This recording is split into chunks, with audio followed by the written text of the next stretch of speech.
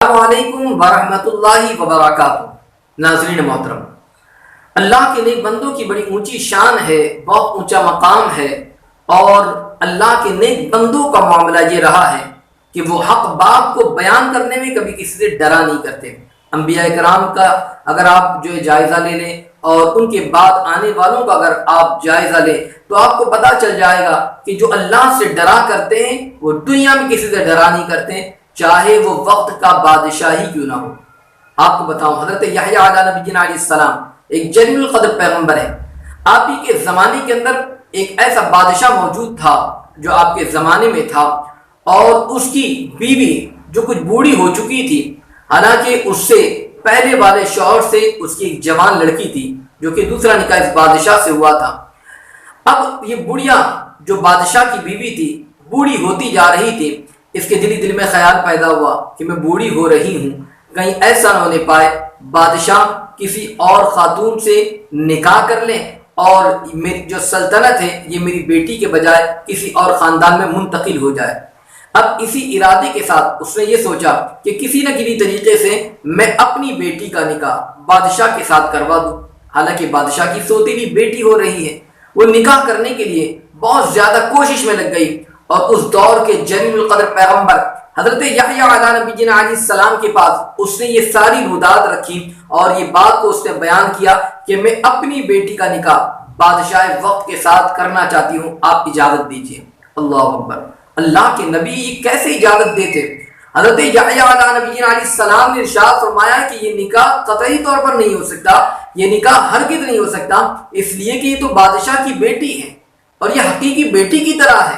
اس لیے ہرگز اس کا نکاح نہیں ہو سکتا۔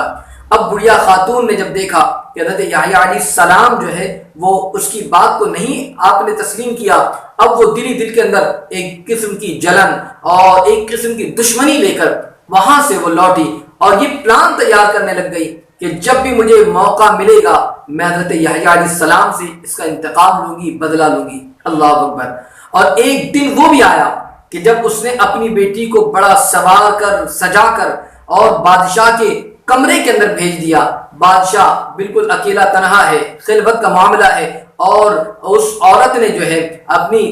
نوجوان لڑکی کو جو ہے بادشاہ کے کمرے میں بھیجا۔ بادشاہ جیسے اس کے قریب ہونا چاہتا تھا، اس بڑھیا خاتون نے، بادشاہ کی بیوی نے کہا، بادشاہ سلامت، مجھے اس پر کوئی اعتراض نہیں، میں آپ کو روکوں گی بھی نہیں، میں اس چیز کے لیے بالکل تیار بھی ہوں، مگر آپ سے گزارش ہے، اور وہ یہ کہ میں نے یہ معاملہ جو ہے حضرت یحییٰ علیہ السلام کے پاس رکھا تھا کہ میں بادشاہ کے ساتھ نکاح کرانا چاہتی ہوں، مگر یحییٰ علیہ السلام جو اس بات کے لیے تیار نہ ہوئے۔ آپ حضرت یحییٰ علیہ السلام سے پہلے اس کے متعلق دریافت کر لیں اور پھر اس کے بعد جو ہے آپ جو ہے اس بیٹی کے ساتھ نکاح فرما لیں۔ بادشاہ نے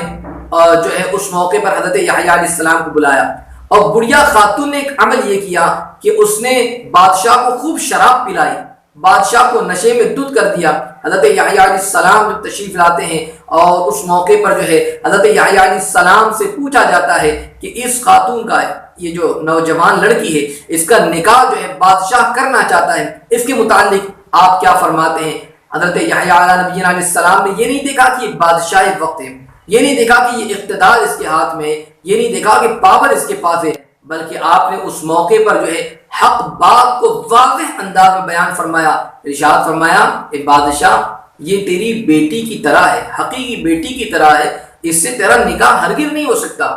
اس سے تیرا نکاح ہرگز نہیں ہو سکتا۔ بادشاہ نے جب اس بات کو سنا تو بالکل غصے میں آگ بگولا ہو گیا، اور اس کے بعد جو ہے بادشاہ نے اسی موقع پر حضرت یحییٰ علیہ السلام کو شہید کر دیا۔ اللہ اکبر! حضرت یحییٰ علیہ نبینا علیہ السلام کو شہید کر دیا، اور آپ کا سر انور جو ہے وہ ایک جگہ پر اللہ اکبر موجود ہے، اور سر انور سے بار بار یہ آواز آ رہی ہے، اے بادشاہ، یہ عورت کا نکاح تجھ پر حرام ہے، اس عورت کا نکاح تجھ پر حرام ہے، اس عورت کا نکاح تجھ پر حرام ہے۔ اللہ اکبر! آپ دیکھیں تو صحیح، اس سے یہ بات ہمیں واضح انداز میں پتہ چلتی ہے کہ اللہ تبارک و تعالیٰ نے اپنے نیک بندوں کا مقام بہت ہی بلند و بالا فرمایا۔ انبیاء کرام کی شان بڑی بلند و بالا ہے، ان کا مقام بڑا ہی عرف و اعلیٰ ہے۔ آپ شہید ہو گئے، مگر اس کے باوجود آپ نے حق بات کو واضح انداز میں بیان فرمایا، اور یہ کسی عام آدمی کے پاس نہیں بلکہ اس دور کے بادشاہ کے سامنے آپ نے بالکل اعلانیہ طور پر فرمایا اس سے تیرا نکاح نہیں ہو سکتا،